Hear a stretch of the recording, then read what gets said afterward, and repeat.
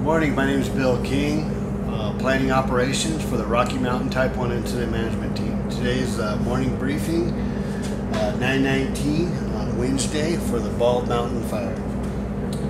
Here on Alpha, yesterday afternoon they were able to do some good burning along the road systems. You can see they filled in the pocket there. In today's operation they're working with Division Zulu from the Pole Creek Fire to both burn out this and close this pocket up, and we should get some more containment there. Yesterday we did put some containment line on, so we're about 12% contained now, and we should have some more containment by the end of shift today if we get this all burned out here, and we could lock this back door up. On Division Alpha here, it's just been monitoring. This fire hasn't moved in the last few days, and so they got all their dozer line completed yesterday for contingency, and right now they're just monitoring up Santa Quinn Canyon Road and some little bit of heat up in here, but just a monitoring action in Division Alpha. In Division Delta, they're continuing to masticate along the dozer line, and that is to help prep in case we need to burn out. And this is also a contingency line. And the fire has not done any movement in here. It's just been hung up in some real sparse fuels for the last few days. Also in Division Delta yesterday, they put some dozer line here off the Payson Canyon Road, the Nebo Loop Road, and also some hand line to the very top of the fire. And what they're trying to do is create this line and possibly prepare for burnout operations. With the heat down in here, we don't run or spot towards the communities.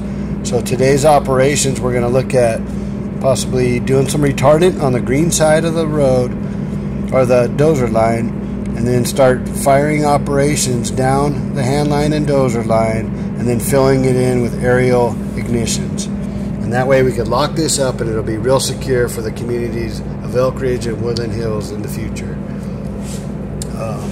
Here in Division Juliet, all the line has been in for the last few days. They're continuing to set up water handling equipment through here, and also we've been using a lot of aerial water support and retardant in here to get crews in here, and they're starting to insert themselves and really get in there and get some good secure lines in and check lines and hot spotting, so we can secure this as it is an indirect line. So they're trying to get in here and really secure all this area. This is a lot of area to cover. It doesn't look very big on the map, but it is a lot of work in there for our folks. Our structure protection group is continuing to do structure protection. They're also looking at structure triage and setting up water handling equipment, and that includes water pumps, hose lays, sprinkler systems, and everything.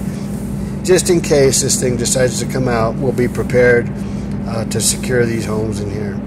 We're also looking at this area in here. This is part of Pole Creek Fire, but this is starting to move a little bit in here, so we're taking a good flight and looking at this area in here today to see what the fuel type is, and just come up with a plan. We do have this line already in place, but we just want to make sure that this does not wrap around and threaten any of the communities up in here.